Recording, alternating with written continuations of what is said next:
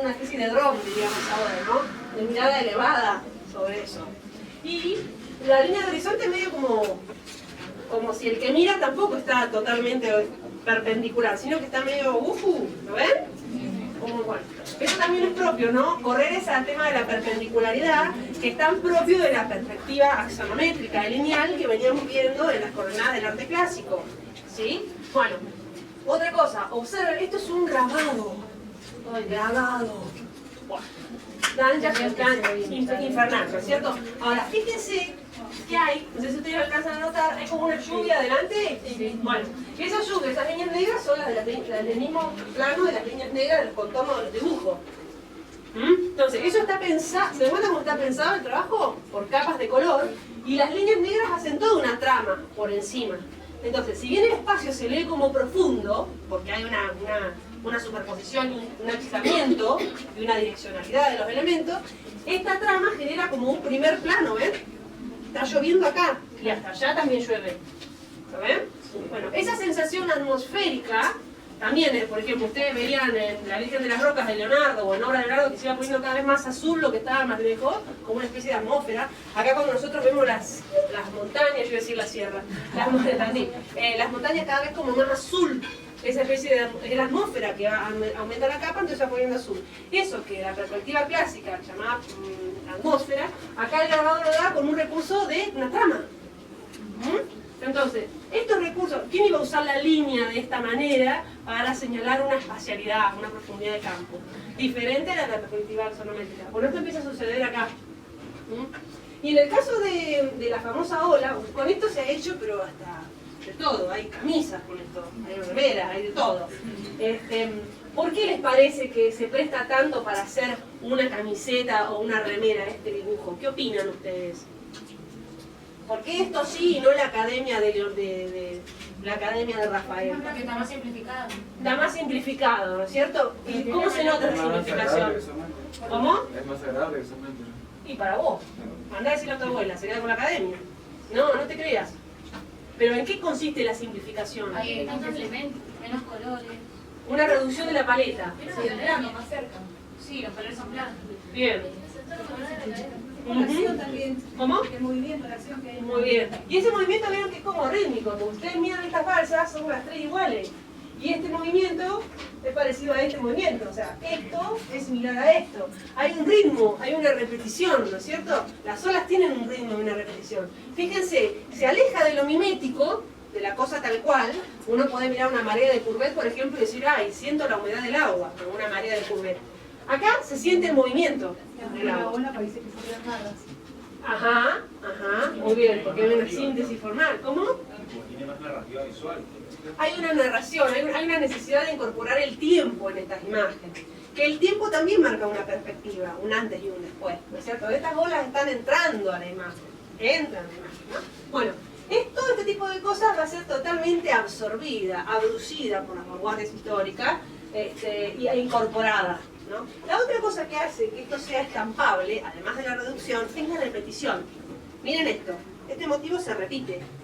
Miren las ropas de estampas, se repite, ¿no? Esta cuestión de la repetición, que por momentos no sé dónde está el centro, porque es todo parecido, tiene que ver con la técnica de la estampería, no con la idea de cuadro, donde hay un punto central y otro punto de tensión, y el ojo va, esto que nos puede tanto en composición. Acá, obviamente, el punto central es la ola, pero después de eso, las tres balsas tienen idéntica intención, idéntica fortaleza, hay como una triangulación ahí donde compite el ojo y se empieza como, esto es lo más importante, y después, bueno, esto también, esta lectura unidireccional, matemática, que tenía la composición clásica, se empieza a desmembrar. Yo acá no sé cuál de estos tipos es el más importante. Sé que el puente es el más importante y lo que me está contando, bueno, ¿no? Da como más, se abre más la posibilidad del relato. Eso está también muy insinuado. Y como muy bien dijeron, ustedes acá ven el Monte Fuji, ¿lo vieron el Monte Fuji? Sí. Bueno, fíjense que el blanco de la nieve del Monte Fuji es el mismo blanco de la espuma de las olas del primer plano. Eso antes no sucedía. Y además la dignidad del Monte Fuji se recorta, pero se pelea con el ritmo de la ola, ¿no? Entonces, ese tipo de dignidad, digamos, de perspectiva jerárquica, más heredera de la Edad Media, la retoma real, la tenía ya el arte oriental, y es revisada por el arte de Occidente hacia comienzos del siglo XX. Otra cosa que es importante en vinculación con esto es una tendencia que se llamó, que tiene que ver con como la moda de Oriente, sobre todo en Francia. Ustedes van a ver, en torno a los años 30, que las minas están pintadas de blanco, que se empolvaban la cara. Eso viene por la estética de la geisha. E incluso hubo momentos donde ya había iniciado la historia de la moda, ¿sí? Ya empezaba la moda porque empezaba la industria, ¿sí? Donde las pilchas empezaban a orientalizar. Van a ver vestidos, ustedes, de algunas de las mujeres de la vanguardia, que son medio como kimonos. Porque toda esta estética de Oriente también entró en otras producciones culturales, ¿no es cierto? Eso está bueno que ustedes lo vean, y bueno, el arte es reflejo de eso, pero otras disciplinas y otras prácticas también, ¿sí? Piensen ustedes que los grandes países de Europa, una cosa importante, las grandes potencias de Europa, Francia, Inglaterra, bueno, otras, ¿no? Bélgica, que era un país chico pero fuerte, establecen colonias, ¿en dónde? En Asia y en África. Entonces todo ese arte colonial, todo ese arte exótico es succionado por Europa, después va a caer América también, succionado por Europa y tomado como un tinte de distinción exótico. Tener sedas de la India, sedas de China, bueno, tenía que ver con ese garbo y esa nueva, vamos a decir, marca de distinción que la burguesía europea empezó a adoptar. Cuando vos estás con la cámara en un bote y gatillás, ¿no? Fíjense, en la historia de lo que dice el compañero, cómo, sin pensar en términos fotográficos, las imágenes son más deudoras de una toma fotográfica, porque las dos hablan de un instante, ¿sí? Una pintura previa a la fotografía, salvo excepciones, por vez buscar así un tanto dinamismo. ¿Se entienden? A ver si puso más. Sí, buenísimo. Bueno, observen ustedes el retrato de Utamaro. Sí, acá. Hay una paleta más contenida, ¿sí? Todo lo que quieran. Pero hay una, ¿qué hay acá? También vean el lado de las imágenes. ¿Qué recursos hay utilizado? ¿Esto es mimético? No. ¿Qué sucede? Fuerte, fuerte. Hay una lo que tendríamos como una simplificación. ¿Por qué? ¿Qué cosa veo acá que me dice que es una simplificación? La planimetría, ¿sí? ¿Qué más? El uso de la línea de contorno. Claro, lo que entendemos como poco detalle, ¿no es cierto? Hay una línea, ¿cómo es la línea en general? Tuvimos que poner una característica a esta línea. ¿Cómo? Es monótona. Es monótona, es homogénea, es una línea que no cambia su ancho, una línea que es homogénea. ¿Qué más sucede con la línea? Mucho contorno. ¿Qué cualidad? Si tuviésemos que ponerle una adjetivación, ¿qué diríamos? Sí, No. ¿Eh? Los protagonistas. ¿Es protagonista? ¿Qué más? Está recortado del fondo. Está recortando el fondo. En relación a la naturaleza, Orgánica. es orgánica, es una línea muy orgánica, ¿sí? Podríamos hablar de las pencas, de las nervaduras de o acá, ¿no? Esta cuestión del sello también remite a la cultura vegetal, a lo vegetal, ¿no es cierto? Al detalle vegetal. Fíjense, el tocado de ella parece un repollo, ¿sí? O sea, hay asociaciones formales que remiten a lo floral o a lo vegetal. Eso en el Art Nouveau, que fue una de las, ustedes lo habrán sentido nombrar, en el arte de la calle, de la producción serial de la época de Toulouse-Lautrec, era muy frecuente. Fíjense este tocado y el de la loca que vimos allá, el que está con el tipo, ¿no? Bueno, pero así. Entonces, hay toda una onda que tiene que ver con eso. Observen la posición. ¿Y qué está haciendo esta mujer? Está tomando el té. ¿Qué estaban haciendo las chicas que estaban de este lado de la imagen expresionista? Estaban fumando algo, o las otras que decíamos estaban como...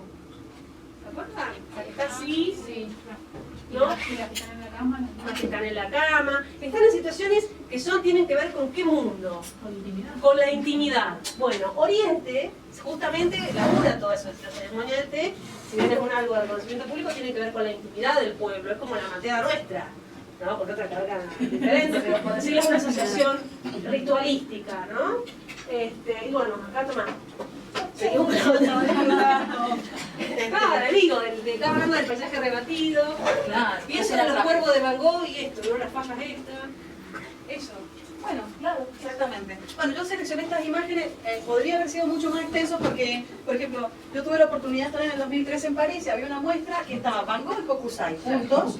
Entonces se veía cómo, por ejemplo, toda la obra de Van Gogh tenía, sobre todo una gran parte que habían hecho la selección de la obra de Van Gogh, dialogaban tan íntimamente con el grabado o con estampas japonesas, ¿sí? Yo no traje ahora porque tenemos que avanzar, pero realmente Van Gogh y algunos artistas postimpresionistas tomaban directamente ejemplos, como por ejemplo, si quieren buscarlo, pueden buscar. Hacer eso y cerrador. Sí, a ver, pero no me acuerdo, creo que era la imagen anterior. Esta obra, Sí. me olvidé de bajarlo, bueno, es de Hiroshige, me puse todo continuado. Esa obra la copió Van Gogh, le cambió el nombre. Un borde rojo. Exactamente, con un borde rojo y bueno, y el agua, digamos que es una amplia extensión, la redujo y puso otras cosas, pero era casi igual. O sea que ellos experimentaron incluso reproduciendo las mismas imágenes para ver cómo funcionaba esta forma de construcción de una imagen completamente diferenciada. ¿Sí? Entonces lo que nosotros podemos observar, que Ana, no sé si elegiste, el color plano, las tintas planas, los bordes definidos, una utilización de una construcción del espacio que no es de perspectiva. Fíjense que acá en el caso de esta obra, que es súper conocida, solamente lo más cerca está más grande, lo más lejano está más pequeño, pero no con un sistema de reducción de los tamaños, como lo podíamos ver, por ejemplo, con la perspectiva monofocal. ¿Sí? Sí, cuando viste la muestra esa, ¿había matrices? No. No. Había una cantidad de gente. De casualidad la encontramos pasando así con el Gustavo Tirón, miramos. Vamos adentro. Adentro. Y había muchísima gente, muy interesante, pero es realmente ahí cuando uno identifica por mayor, digamos, claridad cuál es la influencia de la estampa japonesa en estos artistas que buscan de alguna manera romper una tradición e inaugurar otra forma de componer, digamos, una imagen. ¿Sí? ¿Sí? ¿Dónde están ustedes? En París. En París. ¿Quién pudiera? ¿Quién pudiera? Ahora me lo pregunto, no saben cómo. Yo decía, el año que viene me voy a Europa. Ajá, ¿cómo no? Bueno, ahora cómo se... Bueno, bueno, mira, les traje una obra de Edouard Manet, que es como el padre de los impresionistas, y tiene una producción impresionista, que es un retrato de Emile Zola, que era un escritor realista. Y fíjense en esta obra cómo cuando uno quiere, porque es interesante siempre ver cuando se hace un retrato, como habíamos visto como en el caso de las mujeres, cómo se quiere ser representado, cómo quiere ser visto, Presentado. claro, presentado, exactamente con qué cuestiones quiere ser vinculado visualmente. Entonces fíjense cómo la representación de este señor tiene de fondo una estampa japonesa, ¿sí? El cuadro de Monet, la Olimpia de Monet. Exactamente. Fíjense que tiene un cuadro del propio Manet. ¿La Olimpia de Manet? O de Monet. ¿De Manet? No, de Manet. Del mismo. Del mismo. O sea, ¿Pero qué? ¿Pero reproducida chiquitita? sí, claro.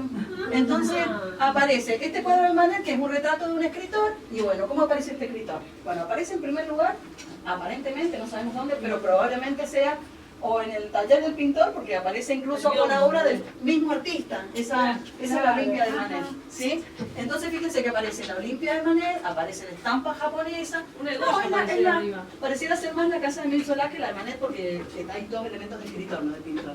Sí. Entonces, Y el biombo, che, un objeto. y el japonés. biombo oriental, exactamente. Entonces, fíjense cómo acá es como un manifiesto, siempre hay que revisar qué es lo que se está representando alrededor de la figura central, porque son todos elementos que permiten pensar o nos permiten a nosotros construir este mundo y el significado.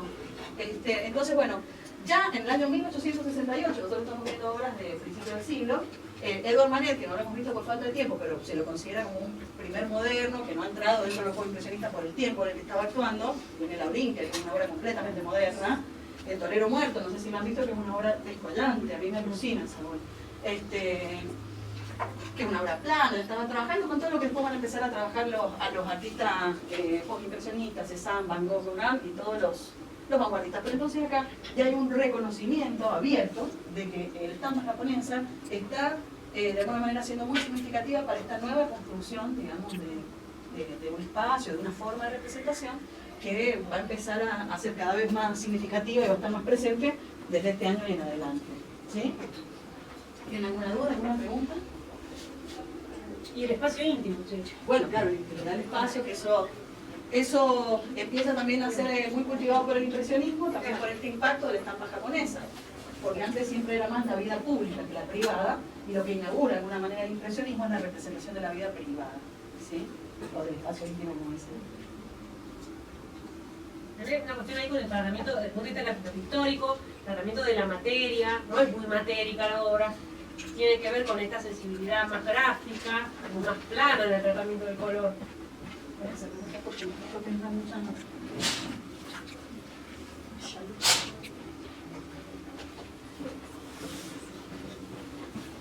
Fíjense que podríamos hacer, ustedes están viendo grabado, si ustedes miran el recorrido de los negros, podemos hacer un taco prácticamente.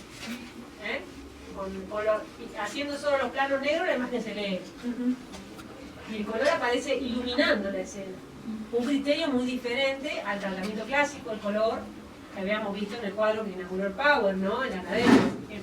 La guapomera que habías puesto, no, la academia no, pusiste este Cromwell. Ah, el incendio del Borgo. No, el incendio del Borgo, ¿entiendes? O sea, otra cosa.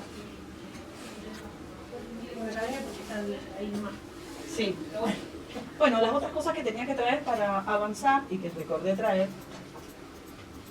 Ahí está, las chicas.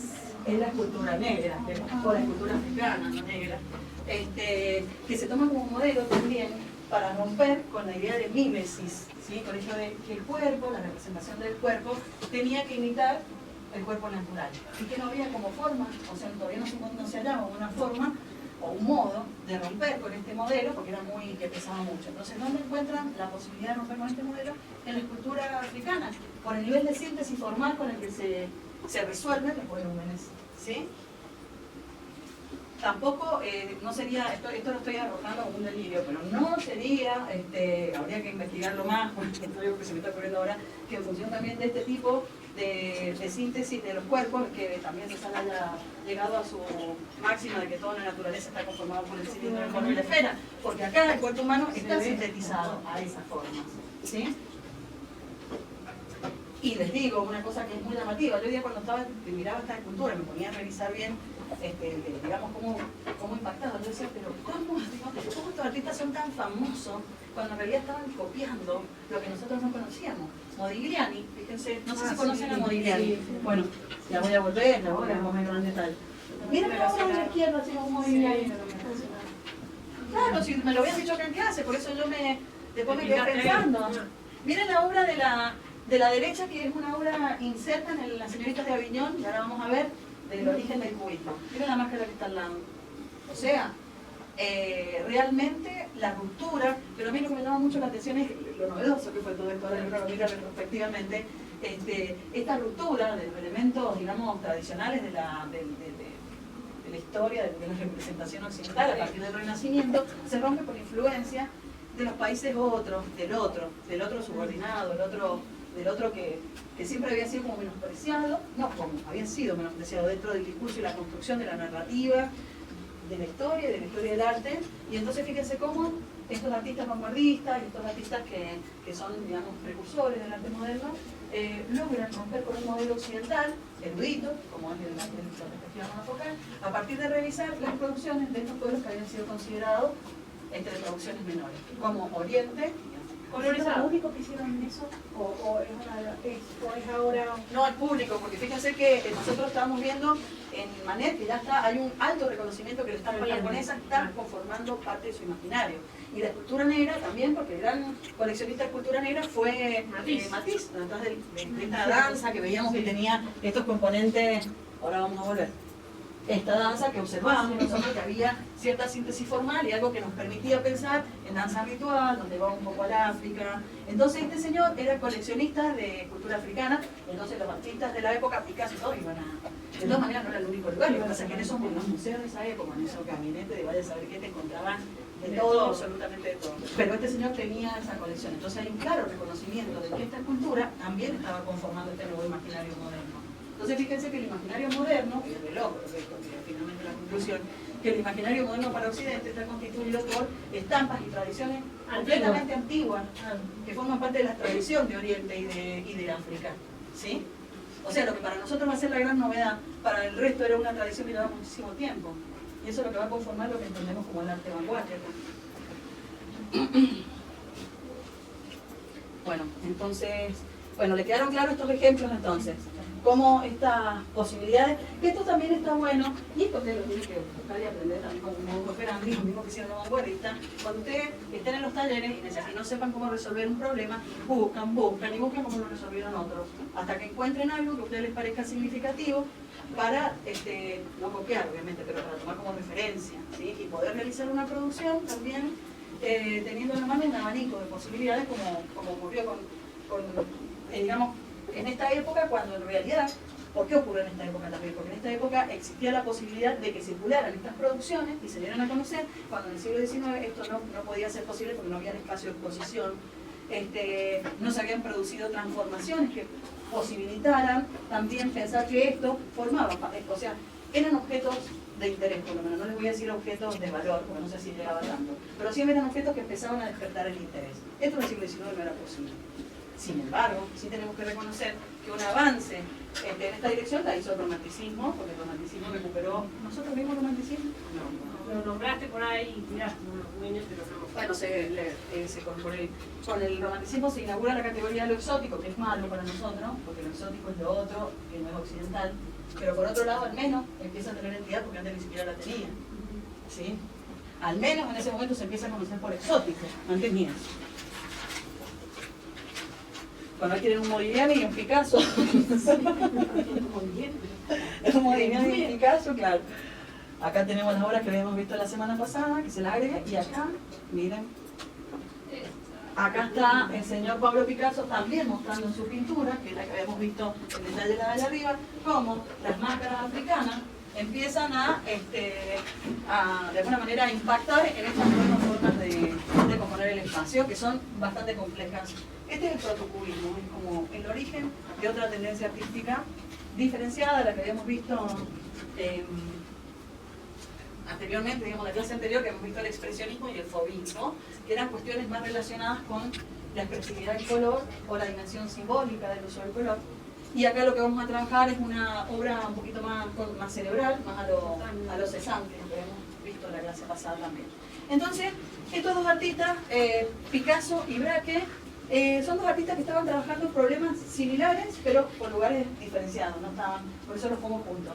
En realidad Picasso estaba trabajando problemas que ya vamos a ver vinculados con esta primera imagen, que se llama La señorita de Aviñón, un cuadro muy importante para nosotros, pero no importante para la época porque este cuadro no se exhibió en el momento, no se dio a conocer, o sea, se ha dado a conocer varios años después, pero no cuando se hizo. Y esto es importante saber, porque no formó parte de la cultura visual de la época. ¿Sí? Iban los amigos de Picasso y se armaban grandes discusiones en torno al cuadro, y se iban los amigos de Picasso a modificar el cuadro. No te juro. Sí. Este cuadro le sirvió, realmente fue un ejercicio de estudio para Picasso, porque él lo fue modificando en función de lo que le iban tirando el cuadro. Y a veces como respuesta a lo que los otros le decían.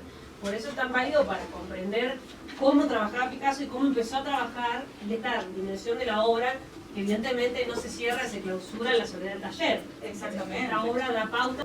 Mira vos, qué importante. Bueno, este cuadro es muy importante porque casi que para Picasso funciona como un manifiesto, o sea, una declaración de principios de qué es lo que está mirando a él para renovar su pintura. Entonces, nosotros podemos identificar que está mirando el arte africano por las máscaras, pero ustedes también pueden identificar esas cosas. Así que miren el cuadro en función de lo que están buscando en Historia 1 y me dicen qué más hay en ese cuadro. Yo les tiré el ovillo para que agarren la lana. ¿Qué pasa con la representación de los cuerpos? La posición, por ejemplo.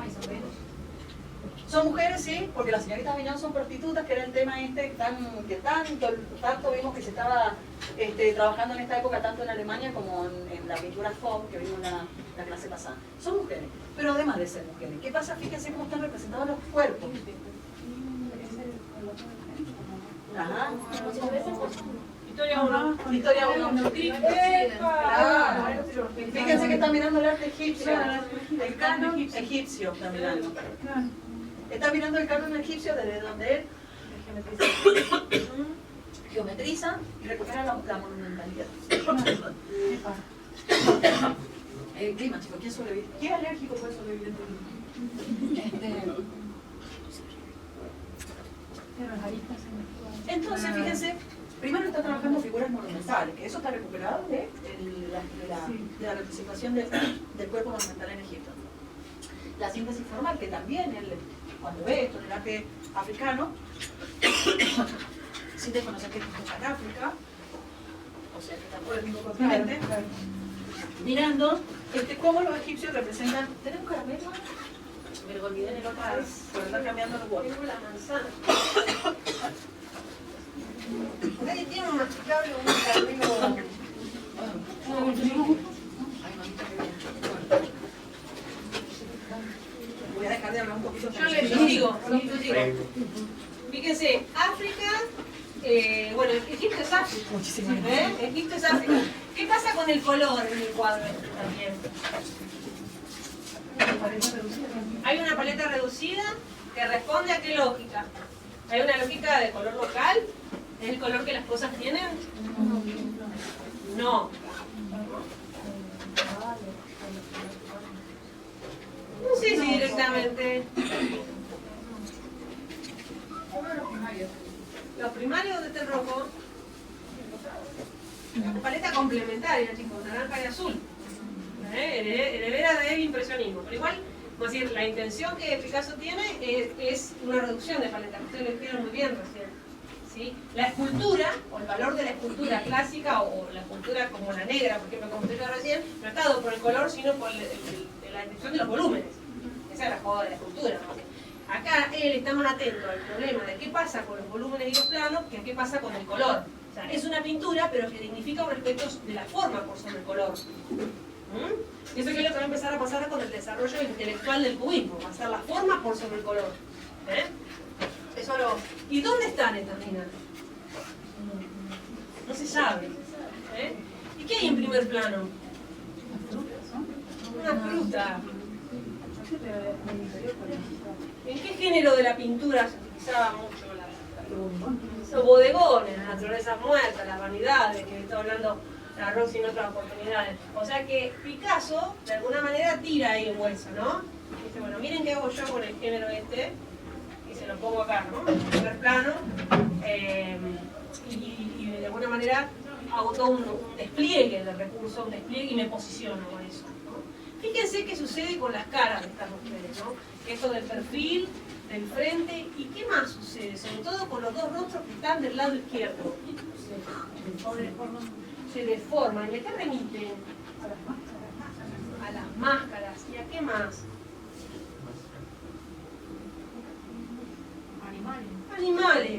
Animales, ¿no es cierto? Esto tiene que ver con los cultos animistas de las sociedades primitivas que ellos estaban observando, pero también con una revisión de la corporalidad, ¿no?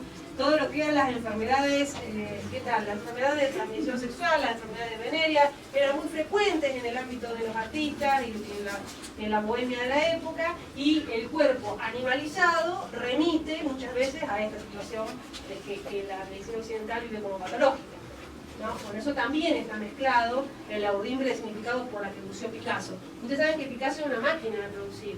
Paralelo al proyecto del cubismo, él también seguía pensando en otras derivas del sentido de su imagen, que obviamente se filtran en este proyecto cubista, ¿no? En esta imagen cubista,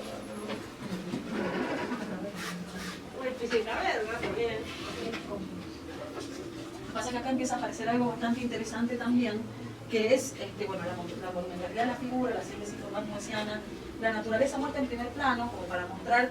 Hay una cuestión que va a ser muy significativa, que es que los artistas, en este afán de poner énfasis en la experimentación de los materiales, de los recursos formales, empiezan a buscar temas que no sean muy pesados, o sea, los temas que sean los grandes temas de la historia del arte, de la historia, o temáticas que... asimiladas. Claro, o temas que sean muy asimilados o que nos lleven a pensar en historias, o en lo anecdótico, digamos, en líneas generales. Entonces acuden mucho a la naturaleza muerta, porque la naturaleza muerta sencillamente es eso, no permite que se hagan más análisis que eso. Entonces, el arte moderno surge muy vinculado con la representación de la naturaleza muerta, para que el peso estuviera puesto en la dimensión experimental y compositiva y no en el anecdótico temático, ¿sí? Entonces por eso le está marcando también ahí el tema de la naturaleza muerta. Esta obra no es una obra cubista, la señorita Aviñón, porque muchos dicen, la señorita Aviñón no es cubista, es más fobista que otra cosa esta obra, por el tipo de color y de reducción exactamente que utiliza. Pero hay una cuestión también aquí interesante que parece que va a ser una gran característica del cubismo, que fíjense que un poco empiezan a trabajar los dos por separado, que es lo que se llama facetamiento en planos, ¿sí? Fíjense que ya el volumen no está trabajado como un volumen que emerge como de una suerte de claroscuro, un volumen naturalista, sino que es un volumen, entre comillas, compuesto por planos, entonces termina siendo una cuestión muy plana. Pero origami. Exactamente, es un origami. Pero además, no hay, empieza a casi no haber diferenciación entre figura y fondo. Fíjense que el tratamiento que se le ha dado a las figuras es prácticamente el mismo que se le ha dado al fondo. Exactamente. Y esto va a ir avanzando en esta dirección, que es la que estamos viendo esta obra de Braque. Entonces nosotros decimos, cuando estas dos personas se encuentran y miran las obras que han hecho, se dan cuenta que están trabajando en cuestiones similares. Obviamente que la paleta que va a caracterizar al cubismo luego va a ser la de Braque. Fíjense que ya es una paleta casi monocroma, cuasi monocroma. Esta es una paleta que dialoga más con el cubismo, una paleta de colores todavía estridentes. Entonces, unen la monumentalidad de la figura, la intencionalidad esta de síntesis de monumentalidad de la figura, con esta que es como cubifica. Ahí viene un nombre, cubismo. Parecen cajas allá, ¿no? Las casas esas. Claro, cuando se exhiben estas obras, porque esa obra sí se exhibió, la serie del estanque de Braque, ¿qué dijo la crítica? O se exhibieron cubos, o el cubismo, ¿sí? Porque claro, todas las casas están completamente reducidas a su mínima expresión, como lo había enseñado Cézanne, ¿sí?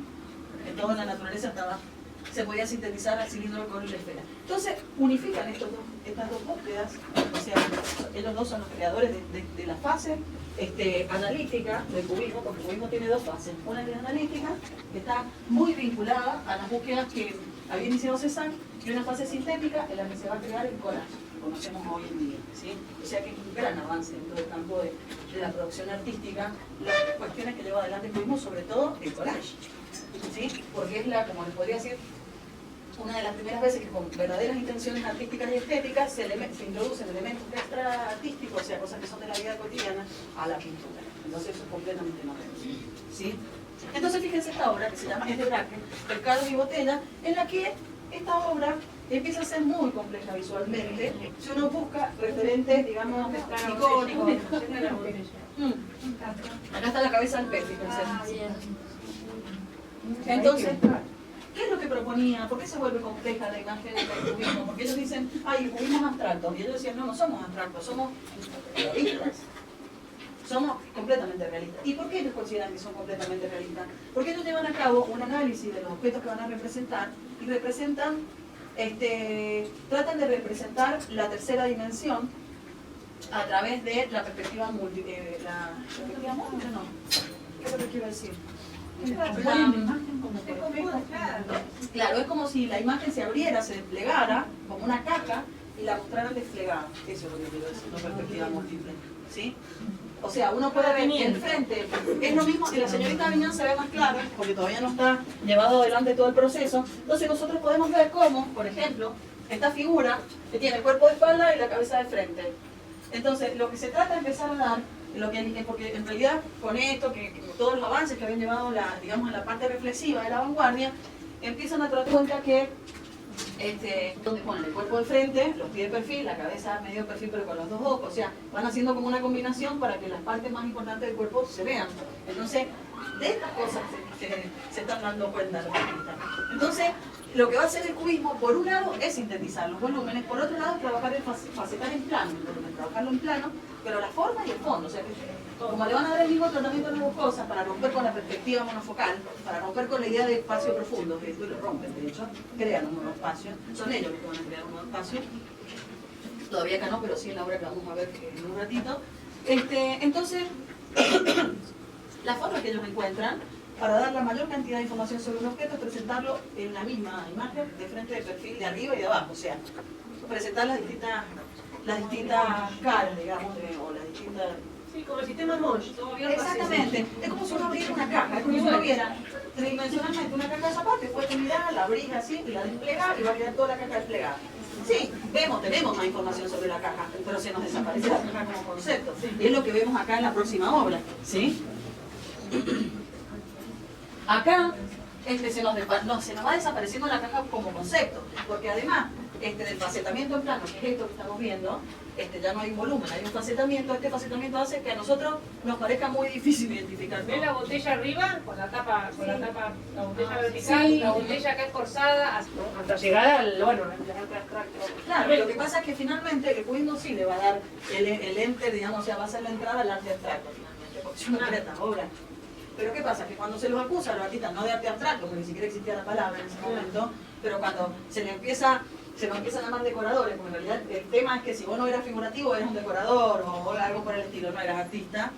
Entonces, ellos dicen, no, pero si nosotros somos más realistas que cualquier realista, pues nosotros estamos dando la mayor cantidad de información de un objeto de la vida cotidiana que cualquier otro tipo de representación mimética. Pero claro, ante los ojos empieza a ser muy compleja la representación. Ellos lo entendían así. Por eso después lo van a cambiar, se dan cuenta que la obra se volvió muy compleja visualmente y ahí culmina esta fase de analítico que es caracterizada por esto, facetamiento, la perspectiva múltiple, no sale. Bueno, no importa. Los enfoques múltiples del objeto, este tratamiento indiferenciado de la figura y el fondo, que este tratamiento indiferenciado de la figura y el fondo, fíjense qué es lo que termina pasando, se rompe con la perspectiva monofocal. No se entiende nada de lo que vemos, pero sabemos que no es un espacio profundo. Sabemos que hay un poco de profundidad, pero que esa profundidad es leve. ¿Logras verlo tú? No sé. Bueno. Está para tenerlo en fondo de pantalla. El cubismo, lo que pasa es que el cubismo siempre ocurre, por lo menos su fase analítica, miren lo que es su fase analítica, que es más cerebral que sensual, digamos, en el sentido que entre más por los ojos, es más cerebral, ¿sí? Y es más difícil en estos términos. Bueno, fíjense que este retrato de Canguela claramente se ve que es un retrato, pero ya no podemos ni saber qué hay acá. Sí, hay una mano que está la cabeza, y en medio debe estar el cuerpo, lo que pasa es que no lo podemos identificar como tal. Una botellita delante. ¿Y hay otra carita de otro? Sí, venga. No sé. Pero fíjense que se opta por una paleta completamente monocroma, reducida absolutamente. Esa es una característica del cubismo analítico. Y otra de las características es que, lo que les decía, que va a ser un tratamiento tan indiferenciado entre una cosa y la otra que finalmente sí avanza sobre la ruptura del espacio profundo. Pero es muy complejo ver qué es lo que se está representando. Pero lo logran. Por eso, siempre cuando se piensa en esta lucha por superar de alguna manera la construcción del espacio a través de la perspectiva, quienes lo logran finalmente después de muchas investigaciones es el cubismo.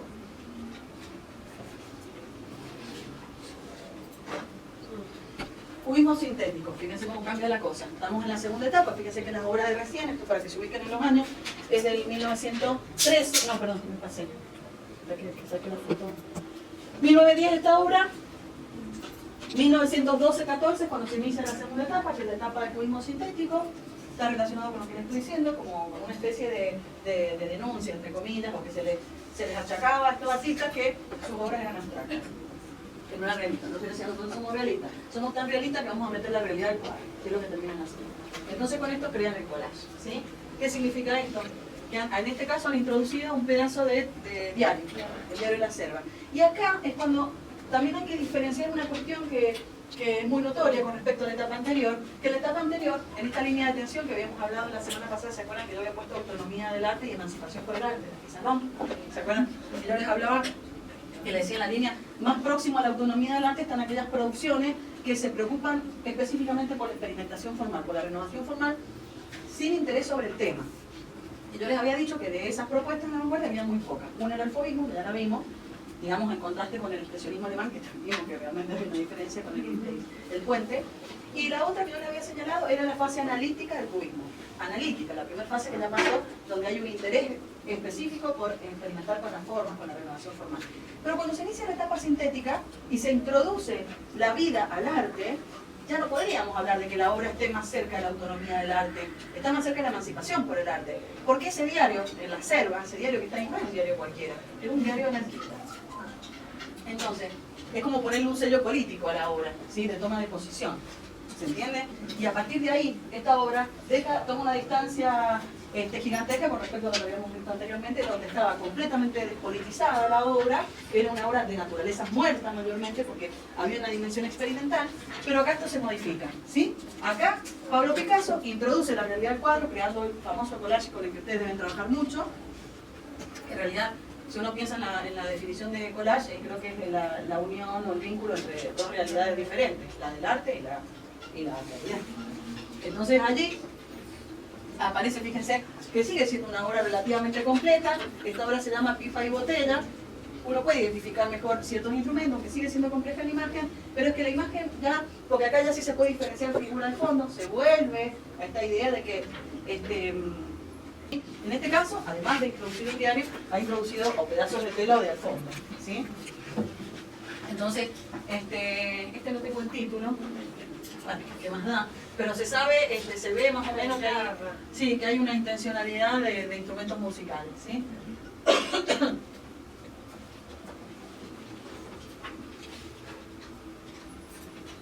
Y acá tenemos a Braque, una obra del año 1913, que también es un collage, pero esta técnica que él utiliza se le llama papier collé, porque en realidad él está trabajando lo que él hace bastante extraño, porque él pinta papeles de color madera, es así, ¿no? Los pinta, los pinta afuera. Claro, pinta papeles de color madera, después los recorta y los introduce al Lo cuadro. hacía Matisse. Matisse trabajaba con papeles, como no lograba el color, el papel que encontraba, pintaba los papeles y los recortaba. Pero Matisse lo hacía con una intención fog, una intención cromática. Este loco no, Este lo hace con intencionalidad de simulación, que eso es lo que a mí Sí, más sí. me resulta como llamativo, porque es muy temprano para pensar en la simulación en el arte. Porque, a ver, yo digo, si él tiene un soporte blanco de fondo, podría pintar con ese mismo color que pintó el papel esa puerta. ¿Por qué tiene la necesidad de pintar un papel aparte, recortarlo e introducirlo? hay un extrañamiento surrealista, ¿no? Claro. Como de extrañamiento, de Exactamente. una materia diferente. Y hay una intencionalidad de simulación dentro del arte. De simular algo, o sea, de la falsedad y de lo, o sea, lo que es la simulación, que tiene un grado de falsedad la simulación. Entonces, es otra técnica, o sea, muy el collage, pero es un collage. Claro, después Magritte va a llegar a esto no es una Y pipa. Magritte esto no es una pipa, exactamente. Magritte es un pintor surrealista posterior que va a hacer un cuadro que es una pipa y abajo le va a poner el frase, esto no es Una pipa. Esto no es una pipa. ¿Y por qué esto no es una pipa? Vamos a preguntar si avanzamos un poco sobre la propuesta de Magritte. Sí.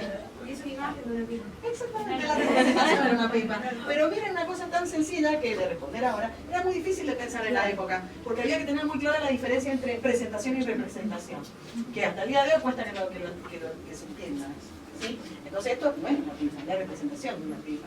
Y eso es lo que está pregonando Magritte a viva voz cuando hace la obra de una pipa. Entonces, fíjense cómo está, que es bastante llamativo, cómo cambia considerablemente las inquietudes y las búsquedas dentro del cubismo entre la etapa analítica y la etapa sintética. Porque en la etapa analítica había una intencionalidad de dar la mayor cantidad de información de los objetos a partir de este despliegue, a partir del trabajo en plano. También había una intencionalidad de achicar el espacio profundo, y bueno, y a la luz de esto que logren que empiezan a darle el mismo tratamiento a la figura y al fondo, que eso nos vuelve un poco compleja la imagen, pero aquí la propuesta es otra, ya no están interesados. Primero y principal que se puede escribir figura y fondo, o sea que eso ya no está en juego. El facetamiento en plano, hasta ahí nomás, lo siguen trabajando, o sea que fíjense que en lo que más se interesan es introducir la realidad del cuadro, o sea la dimensión del collage que se interesa acá. ¿Sí? Futurista, ¿sí? Escrito por Filippo Tommaso Marianetti, según lo confundo con Marianetti, Para mí que al revés, chiquis. Marianetti de ayer, Marianetti de ¿será? Tenés razón, capaz. A ver, lo del exceso lo sacamos, pero... Marianetti es el italiano. Marinetti, bueno, Filippo Tommaso Marianetti del mendocino, entonces, que había escrito el manifiesto futurista que leímos y analizamos la clase pasada, que acá nos tenemos que desplazar de París, donde se estaba dando el cubismo, hacia Roma, y Italia, donde se está dando el futurismo. Yo les había comentado que el manifiesto futurista se elabora. Podríamos decir que, como los cubistas estaban súper activos en París, los futuristas y los cubistas se vinculan. Cuando nosotros vemos este tipo de obra, claramente vemos una intencionalidad de representar el movimiento, esto se ve clarísimo, ¿sí? En esta intencionalidad de representar el movimiento, o la velocidad, o la ciudad moderna, o todo lo que incluimos en el manifiesto, los artistas buscan, de hecho ellos tienen varios manifiestos. Uno es este manifiesto que hemos leído, pero después tiene un manifiesto de la pintura, un manifiesto de la escultura. Entonces en estos manifiestos sale de qué manera poder, o intentar con qué técnicas poder representar el movimiento. Entonces una dicen con el puntillismo, que es una técnica, digamos, que se da después del... ¿La vimos o no? Sí, lo vimos. ¿Vimos impresionismo?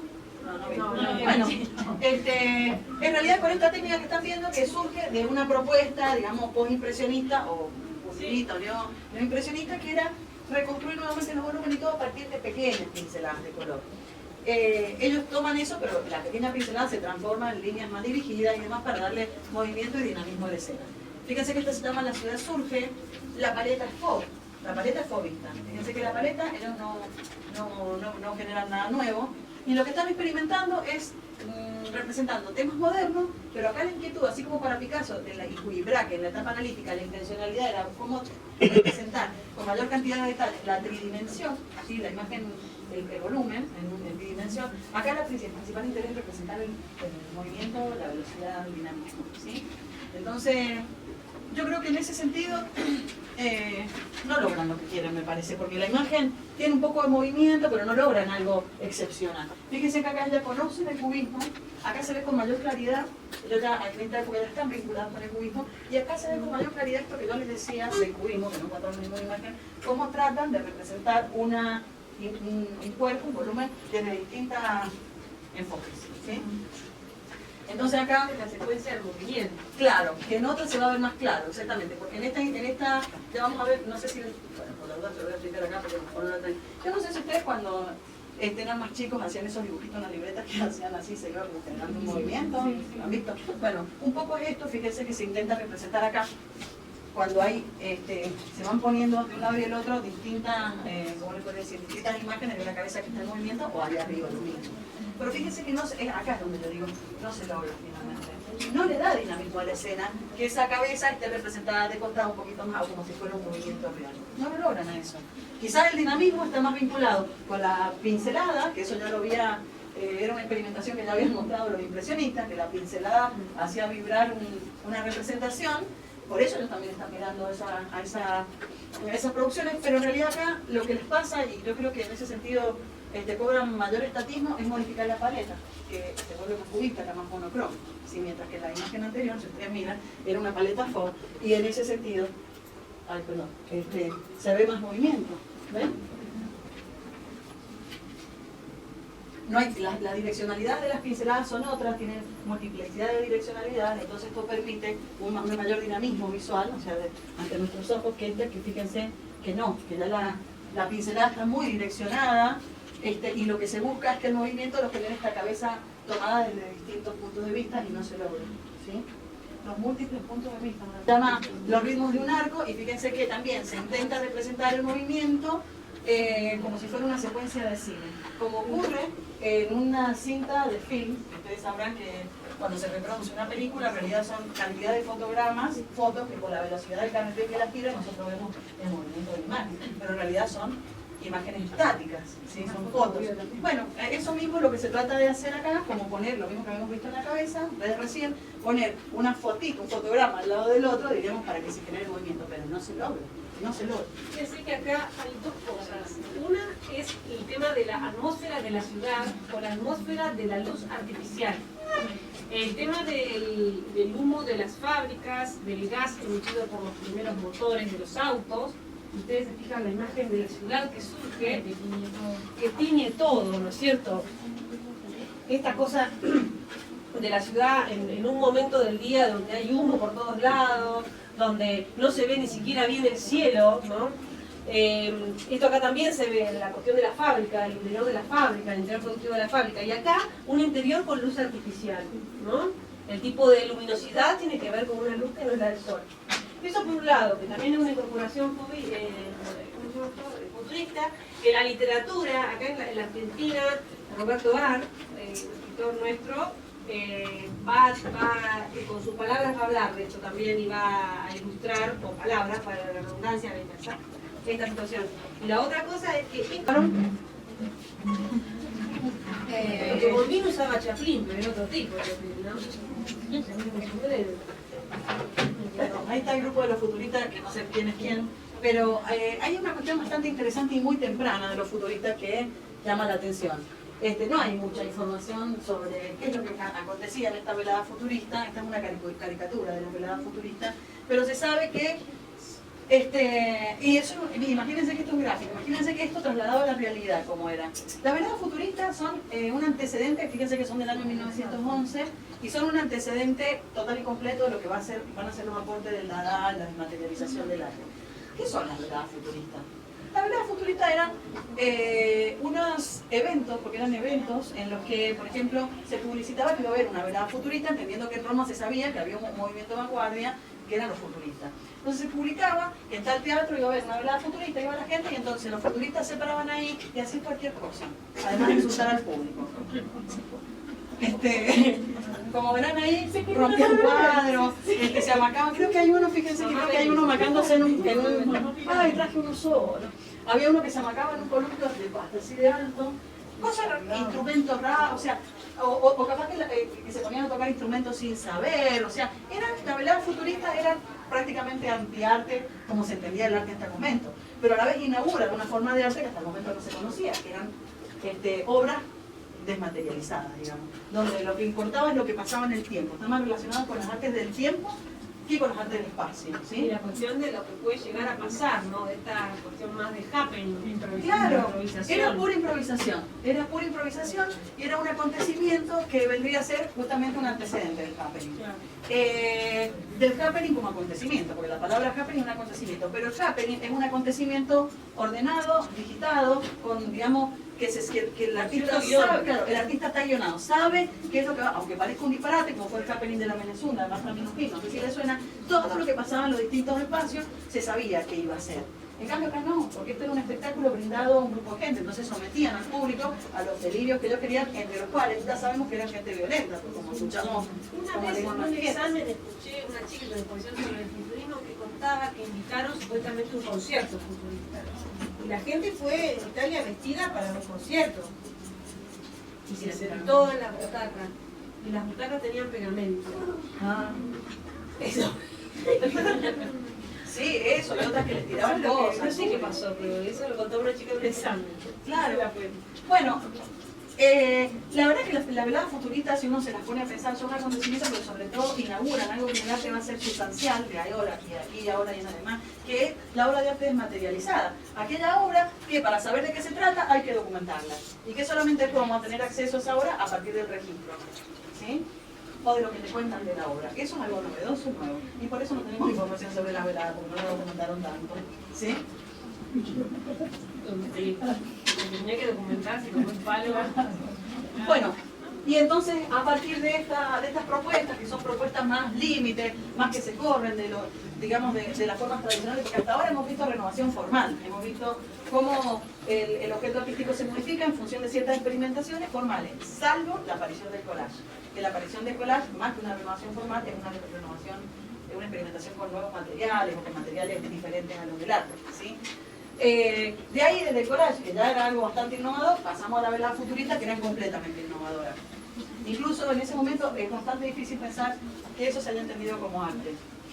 Imposible pensar que se haya entendido como arte. Hoy día entendemos que son los precursores del happening, los precursores del arte de acción de todas las formas posibles, como existen hoy en día. Pero en ese momento no era así. Bueno, dadaísmo. El dadaísmo es otra tendencia artística, fíjense que hemos visto expresionismo, no precursor, expresionismo, cubismo, futurismo, hemos visto, fíjense cómo, ¿por qué les digo esto? Todas estas propuestas distintas, en las que, digamos, a pinceladas medias y gruesas, de media gruesa, les estoy contando cuáles son las características más importantes, porque el próximo práctico, que les voy a explicar la semana que viene, práctico parcial, porque no voy a tomar un parcial, pero este funciona como parcial, va a hablar, van a tener que desplegar problemas de vanguardia. Argentina, latinoamericana y Europa. ¿Sí? Bueno, entonces el dadaísmo es otra tendencia artística que justamente tiene una particularidad que se va a dar en el año 1916, en el pleno periodo de la Primera Guerra Mundial, que es entre el 14 y el 18. Entonces los artistas estaban exiliados de los lugares que estaban vinculados con la guerra, que era prácticamente toda Europa, entonces estaban en Suiza, que era el país que se había declarado neutral en la Europa de la Primera Guerra Mundial. Entonces estaban en Zúrich. De todas maneras, el dadaísmo es como que surge en Zúrich, porque el manifiesto lo escribe Tristan Tzara en Zúrich, pero tienen varios centros. Tienen uno en París, uno en Nueva York, uno en Alemania. Y está iniciado, fíjense, esta propuesta por Hugo Ball y por Tristan Tzara, ¿sí? Dadaísmo, la palabra dadaísmo no se sabe bien cuál es el origen ni qué significa. Algunos dicen que significa caballito de madera, que hace alusión a un caballito de madera, otros dicen que son las primeras palabras que los balbuceos que da un niño cuando es chico, pero finalmente bien no se sabe de dónde surge. Lo que sí les puedo decir es que al tratarse de una propuesta que se está dando en pleno momento de la Primera Guerra Mundial, y en un momento en que la modernidad, digamos la modernidad como un proyecto que se había planteado en el siglo XIX, donde a partir de la Revolución Francesa se conquistan los ideales, digamos, de libertad, igualdad y fraternidad, se pensaba que el desarrollo de la tecnología y de la ciencia iba a conducir a generar mayores condiciones de igualdad y de otras cuestiones, ¿sí? O sea, que se consideraba que el progreso era bueno, era positivo, la fe en el progreso, como se le llamaba, y este progreso estaba vinculado con avances tecnológicos. Cuando estos avances tecnológicos culminan en la Primera Guerra Mundial, cae la gran utopía moderna, ¿sí? la gran utopía de la modernidad, porque evidentemente el progreso no condujo ni a la igualdad ni a ninguna cosa de felicidad como se pensaba, sino condujo a una gran guerra mundial que era insospechada para el momento. Era insospechado para el momento que hubiera una guerra mundial, ¿se entiende? O sea, que todo el mundo estuviera en guerra, era insospechado. Entonces ahí viene el desencanto.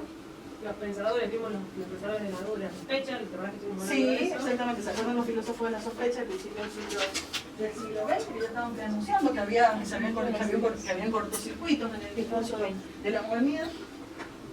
Y había un gran escepticismo, se pierde la confianza y la fe en todo. Entonces, el dadaísmo va a ser, ¿cómo les podría decir? Una propuesta artística de protesta contra todo, ¿sí? Absolutamente todo, contra el arte, las tradiciones, la guerra, hasta el propio sujeto. Es lo más anarquista, el arte más anarquista que ha podido existir, digamos.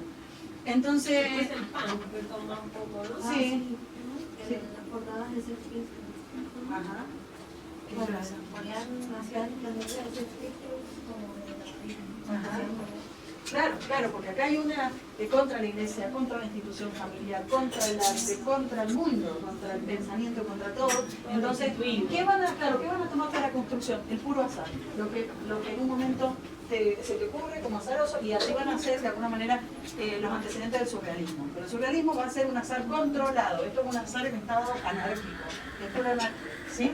Entonces, por eso les digo que las veladas futuristas en este sentido eran pura anarquía también, pero una anarquía media facha, porque eran todos fascistas al final. Pero era una anarquía que termina siendo, de alguna manera, el antecedente de este tipo de propuestas, pero claramente, ideológicamente, estaban en lugares opuestos, ¿sí? Porque estos eran unos completos descreídos, los otros eran muy creídos, en cuestiones que eran de estos gobiernos de la emergencia fascista. Bueno, dadaísmo, sacan una revista claramente, esta es la número 2, y acá se ve esta cuestión del azar para la composición, ¿sí? Ellos van a trabajar mucho tanto con el collage cubista, que ya lo habían creado, o con el fotomontaje, que es una forma de collage, ¿sí? ¿Conocen técnicas de fotomontaje? La misma palabra se está diciendo, ¿sí? Hoy ya Lo que se pasa- con las cosas digitales, pero en ese momento se hacía con pedacitos de papel. De papel, de recorte de revista, que estaba más vinculado con la fotografía. Esto es un collage más que podría ser un fotomontaje, le diría. Y además por el componente tipo de... Exactamente. Entonces, fíjense que este es el tipo de imagen dada que uno piensa, bueno, ¿qué estamos viendo? ¿Qué les parece? ¿Dónde está el azar acá? ¿Puede existir un cuerpo humano así? O sea, un 100 pies con cabeza, o sea, digamos, en líneas generales, esto sería como una suerte de 100 pies, con cabeza humana, digamos. De 100 pies y manos. Iracundo. Claro. Fíjense, y a una caca también acá. ¿Ven acá? Y por si no Este se le veía, elemento. caca. Entonces uno se pone a pensar y dice, bueno, ¿esto qué tiene que ver con qué? Nada tiene que ver con nada. Esto es el Dada. Es el puro capricho del azar. Obviamente que vamos a ver distintos centros. No traje el manifiesto Dada, pero igual no importa, No ya tiene no se mucho, entiende claro. nada, es el alivio condenado. Porque además ellos empiezan a trabajar con esta técnica que después de la que se apropia después del surrealismo, pero no es surrealista nada, que es la de cadáveres exquisitos, que quien no lo jugó alguna vez. ¿Sí? Entonces ellos empiezan a componer, este concepto de cadáver exquisito también está vinculado con las imágenes. Toman un poco acá, toman un poco acá, toman un poco acá, la mixean y a ver lo que queda, queda. Obviamente que también vamos a ver una vertiente muy política, de verdad, que es excelente, que también la vimos porque estaba Hannah Hodge, pero yo creo que la puse por otros motivos, pero Porque hablaste de las mujeres. exactamente, la puse por otros motivos. Pero Dada no todo el tiempo va a ser el puro delirio. Si nos vamos a Alemania, deja de ser el puro delirio y se transforma en una obra muy política. ¿Sí? Como una protesta, la sede de la cruz, como las entrañas, una protesta por lo que está pasando, como que no se puede mucho expresarse en un sentido. Lo que pasa es que depende del centro, porque por ejemplo en Zurich sí se alejan, va a ser como el disparate. Aparte piensen también, porque esto es importante, que todo había como un consumo de alucinógenos y cosas que también facilitaban entrar, y más en esta época, porque se iba a poder vivir ahí en ese quilombo que había mundial. Entonces, evidentemente también utilizaban estupefacientes y todo que permitían, porque este delirio no se, o sea, aunque uno quisiera ser delirante, a veces no, y cuando sobre todo el delirio no estaba de alguna manera legitimado como forma de arte, era muy difícil pensar que esto podía pasar, ¿sí? Entonces también necesitaban algunos ayudines, como quien dice. Acá están, ¿ven? Observen entonces acá cómo se trabaja con el collage, y acá es interesante el rompimiento de la escala, ¿no es cierto? Cómo trabaja con el collage permite romper la escala y trabajar la metáfora, ¿no? Hay una parte dibujada, una parte ensamblada, ¿no es cierto? Lo de arriba es los aviones de la parte de arriba son una referencia fotográfica, los cuerpos del primer plano de una segunda referencia fotográfica y la construcción de aquel lado una tercera referencia fotográfica. Y está construido un espacio plano que funciona más como ¿qué género de imagen? ¿Qué debe ser eso? Como si un collage, sí, pero ¿dónde está? ¿Una servilleta de papel? ¿Dónde está? A ver. Clic. ¿Está una revista? ¿Afiche? Póster, un afiche, ¿no? Da para afiche. Fíjense que interesante también el manejo. El collage fotográfico permitía la monocromía, y la monocromía la economía de recursos de reproducción. Con una sola tinta y una imagen potente hacemos dulce de leche. ¿Sí? Porque eso es lo que permite. Es una vuelta al realismo desde otro lugar. La fotografía me permite gran impacto, ¿sí? Gran impacto visual. Reconozco el avión, reconozco los cuerpos caídos, reconozco el edificio. La fotografía me lleva directamente a la referencia real, pero la construcción de la metáfora se hace con justamente el ensamblaje de las tres realidades, generando un otro sentido, ¿cierto? Y la base textual, ¿no?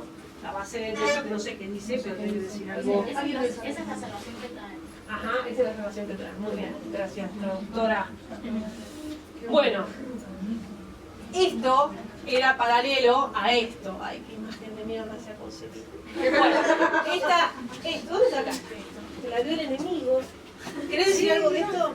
¿Querés decir algo de esto más? No, bueno, pero ya algo le quiere decir. algo fuertísimo. Bueno, acá sí está vinculado con la guerra, la muerte, etcétera, etcétera. ¿Querés que siga un poquito? No, bueno, otro de los, porque vamos a ver técnicamente también cuáles son las nuevas técnicas que se están de alguna manera creando. Si hemos visto el collage por un lado, el fotomontaje por otro lado, y acá estamos viendo otra técnica con una imagen horrible, que la voy a cambiar, que se llama ensamblaje, assemblage en inglés o ensamblaje en castellano, ¿sí? Que en realidad sería como una forma de collage, pero tridimensional. Entonces, ¿qué hacía este señor? Este señor, Es el marido de la Hannah Hodge. es el marido de Hannah Hodge, exactamente. Alemán. Alemán. No me acuerdo de nada, aparentemente. ¿Qué fecha tenía el anterior? Pero ¿qué es lo importante de esta obra? Que es una suerte de collage, como estamos viendo, pero es un collage tridimensional al que se le denomina assemblage o ensamblaje, ¿sí? Este ensamblaje tiene una particularidad que es llamativo y es muy evolucionado para la época, si lo pensamos, es que están trabajando con materiales de desecho. O sea, en ese sentido, este señor se va a la calle, encuentra porquería, lo mismo que más o menos hacen todos los artistas de épocas de crisis, salen a la calle y buscan porquería para hacer obras. Sí. Y entonces, a partir de los elementos que encuentran, empiezan a construir una imagen, ¿sí? Obviamente que también hay pintura, acá, por eso estamos Claro, por el fósforo. el fósforo, exactamente. Ya, ay, qué calor que hace, qué bonita. Que venir con, no sé, como una mancha encima. Yo me venía muy abrigada. Yo no cambié y salí loquita. Cuando uno sale loco en mi casa es la, yo siempre salgo confundida con el clima. Bueno, entonces, ¿qué es esto? Esto sería como un collage, digamos, el concepto es el mismo, nada más que es tridimensional. Entonces esto sería un relieve, Un alto relieve. Un alto relieve sobre la base de una pintura. En este sentido, que se parece mucho al collage, porque hay una vinculación entre elementos extrapictóricos y pictóricos. Porque la base es pictórica, pero los elementos que le suman son de la vida, pero además de la vida del desecho, de la vida que eso está bueno. No es lo mismo trabajar con desechos que con elementos industriales como va a ser Marcel Duchamp. Son cosas absolutamente distintas, a pesar de que todos se crean en el dadaísmo, porque el dadaísmo fue muy próspero en cuanto a innovar, justamente porque no reconocía el límite. Entonces, el no reconocimiento del límite posibilita avanzar y producir creativamente. ¿Sí? ¿Dudas, preguntas? Ahí tienen uno más lindo. Exacto. Que se llaman los MERS. Ahí están los ensamblajes. Él les llama los MERS, exactamente. Y ahí aparece exactamente lo mismo que se ve acá con mayor claridad, estos elementos que él va buscando, en este caso más naturales, porque son piedras, bueno, naturales e industriales también. Fíjense que son piedras, cortezas, pero también hay algunos elementos de metal, hay unos hierros, ¿no? una plantilla de hierro. Entonces, empiezan a realizar estas composiciones que por ahora no podrían parecer muy interesantes, pero que para el momento eran absolutamente novedosas, porque se está trabajando con elementos extrapictóricos que de ninguna manera se conseguía que pudieran generar una experiencia estética, como piedra y corteza. ¿Sí? Hoy día hacemos cualquier cosa en materia de la caja de Olga Campasi. La caja. Bueno, esta cuestión de la caja, ¿no? Que es necesario para contener todas estas cosas puestas en vertical. Y va a ser un viaje de ida para la ruptura, cierta ruptura en alguna de las tendencias de vanguardia del cuadro plano. Claro. ¿No? La salida del cuadro plano. Vamos a ver después cómo sigue habiendo un discurso vertical de lectura predominantemente bidimensional, pero cada vez nos vamos a salir más. Claro. No va a ser salir. Exactamente.